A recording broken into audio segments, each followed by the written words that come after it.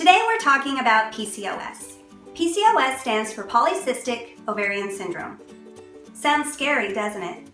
Well, for women who have it, it can be. But what exactly is it? And how do we get it? And most importantly, is there anything you can do about it? Well, buckle up, ladies, because today we're going to pull the curtain back on this mysterious issue and reveal the truth. By the end of today's show, you will be able to take the actions necessary to reverse PCOS naturally and live a healthier life.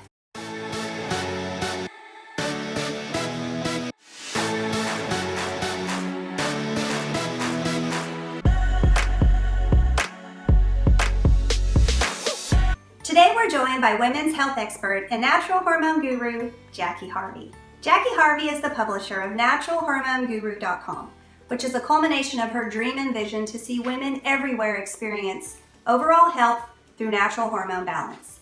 Jackie, welcome back to the show. I'm delighted to be here as always.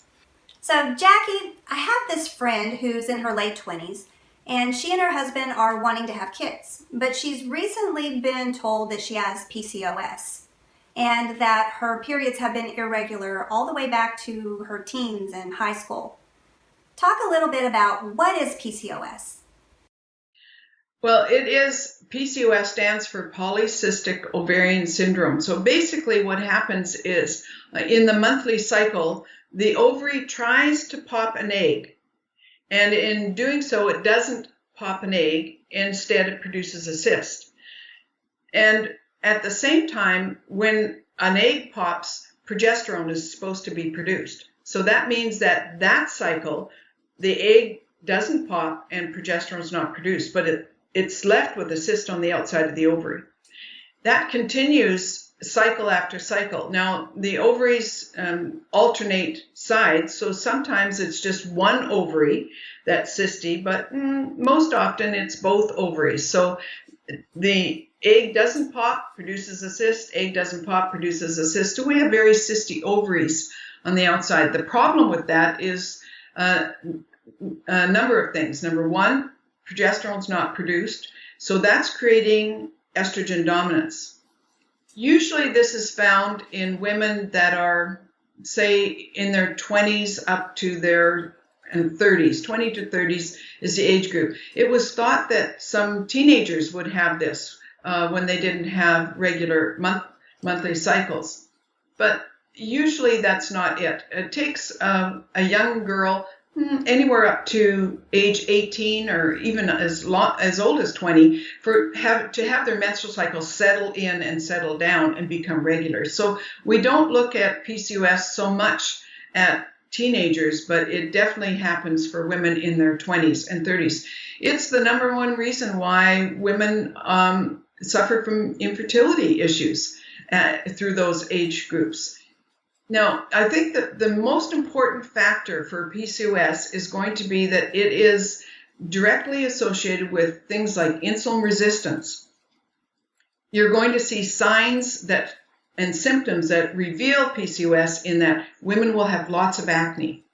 They'll develop more hair on their faces. They'll develop male pattern balding, so their hair will start to thin and start to fall out. Their voices could deepen under the influence of too much testosterone, which is another associated sign of PCOS. So elevated testosterone, very low progesterone, and estrogen can be high, medium, or low. It doesn't necessarily reflect, although sometimes it's excessively high if testosterone is excessively high as well. Now, you mentioned a number of signs and symptoms that someone may show having PCOS. Is there any way to know for sure whether or not they have PCOS?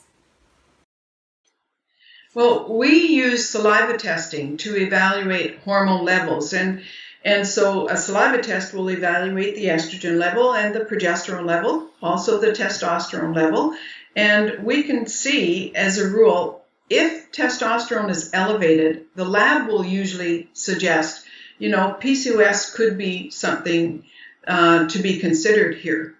What we know is that PCOS, because it causes so much infertility, it can be corrected. And actually, Dr. Jason Fung in Scarborough Hospital in Toronto has been talking about using a low-carb, high healthy fat diet along with some intermittent fasting to resolve the insulin resistance and try to correct the hormone imbalance that's manifesting there. We would also suggest doing a saliva test to determine how far out of balance are those hormones. And certainly there is a resolution now. We know for sure that diet is going to play a good role with resolution. We know that introducing bioidentical progesterone is going to really be helpful with a good resolution. And for women who want to protect their fertility, very important to get on board and resolve polycystic ovarian syndrome. Now, is PCOS something that can be prevented? I believe that PCOS can be prevented. Dr. Pryor calls PCOS androgen excess. So lowering the androgen levels and monitoring the androgen levels in young women, I think would be very important. And that would be certainly the beginning of prevention program. So doing a saliva test, getting a baseline perhaps in the early 20s, and then monitoring testosterone levels.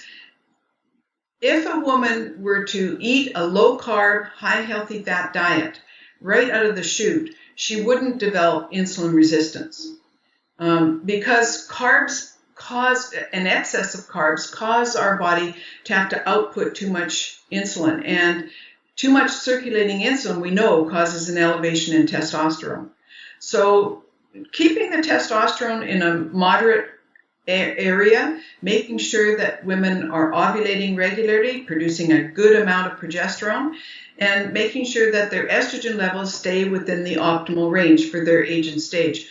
That would be all of those things would work together towards a prevention program.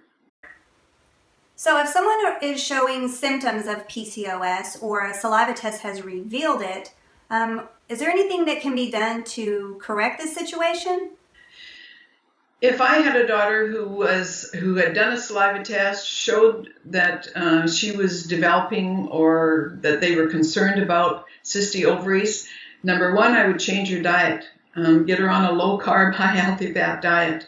Number two, I would put her on probably a very short-term, if she's young, short-term regime of progesterone. Women in their 20s and 30s should not stay on long-term progesterone. So using a progesterone program would be important.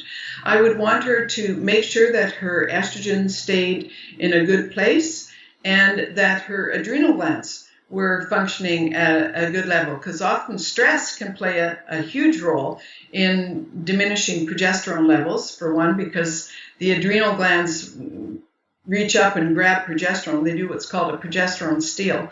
So making sure that the hormones are optimal at all times would be important. And then evaluating on a regular basis for this young woman. In many ways, it is about protecting young women's fertility. And I see so many women with infertility problems that they wait until they have a diagnosis before they intervene. So say there's a woman listening now who's eating a lot of sugar, just know that that's going to affect your fertility if you're a young woman. If you're in your 20s and 30s, that additional sugar is going to cause an increase in the ability for your body to produce too much testosterone. And I know there's lots of talk about low T, but I'll be very honest. I meet more women with elevated testosterone than low testosterone. And so making sure that the hormones stay optimal is just so important for young women and women that are heading into their fertility years where they want to conceive children. And now, today, that's going up to age 40 and over. So optimizing hormone levels, very important. So if someone has this situation in their body, how long does it typically take if someone were to go on the program that you've suggested? How long will it take for your body to correct itself?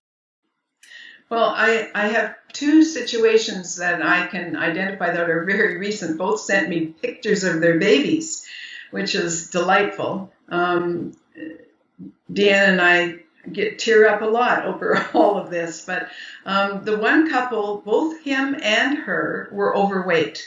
So being overweight gives you about a 50% chance of developing PCOS. And if both are overweight, it's definitely going to affect your fertility issues. So both of them went on a low-carb, high-healthy fat diet. They did our full 9 essential nutrient program, and they did it for more than 6 months. And by the 8th month, they were pregnant.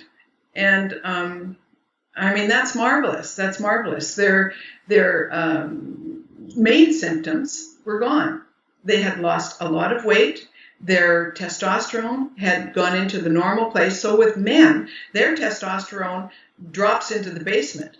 With women, their testosterone elevates. So his testosterone came back up and hers dropped down.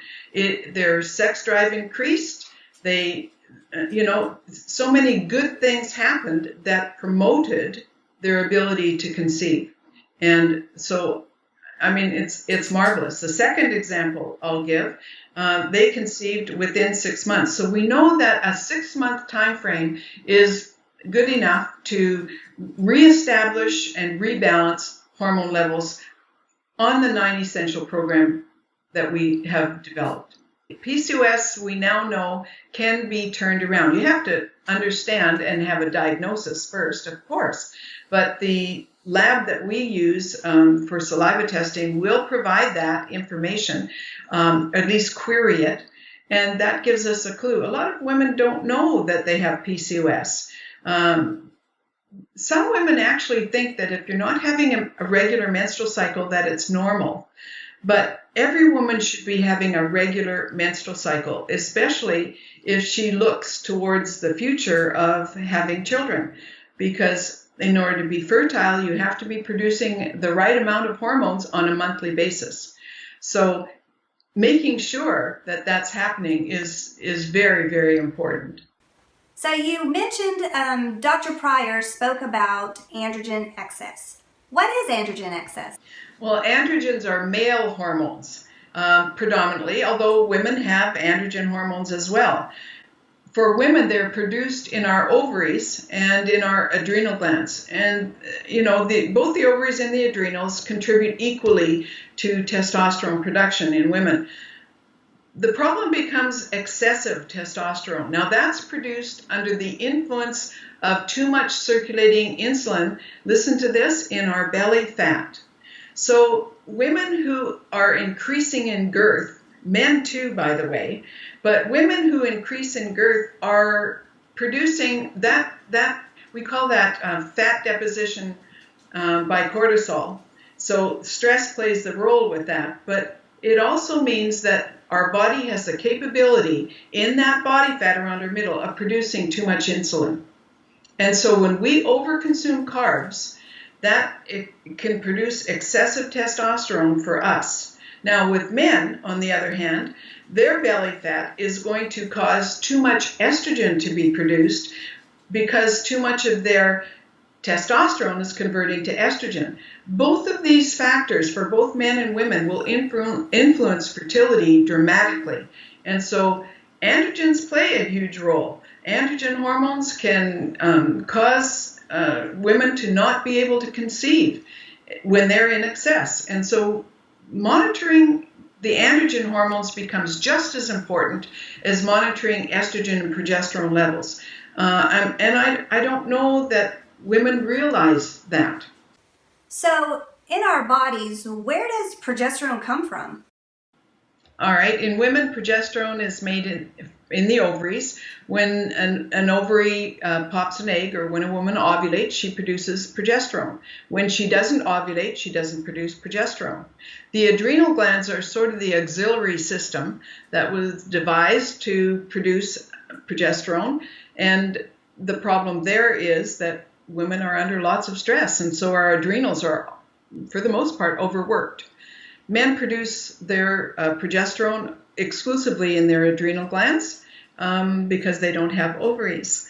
But men also have overworked adrenals. And so our ability to produce the balancing hormone, progesterone, to balance with the estrogen in our body is very, very limited. And it causes us, both men and women, to become estrogen dominant.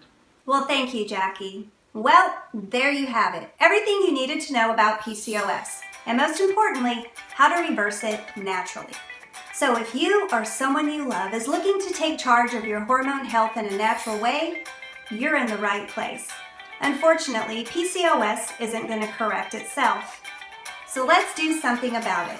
We make balancing your hormones ridiculously simple. Visit MaxxAlive.com and subscribe to our all-natural hormone balance program. We have everything you need to balance your hormones naturally, plus the 9 essential nutrients needed to beat estrogen dominance, and the saliva test to prove it. And I make this no-risk promise to you. If for any reason you don't love the way that you feel, we'll refund your money, no questions asked. So if you're ready to experience amazing health through natural hormone balance, simply go to MaxxAlive.com and subscribe to our all-natural hormone balance program. Well, that's all for today. Thank you for watching. We'll see you next time. Thank you for watching this MaxxAlive video. Be sure and subscribe to our YouTube channel, and when you do, hit the bell to be notified every time a hot new video is dropped. Also, log on to MaxxAlive.com to get more information about our natural, proven, and guaranteed program.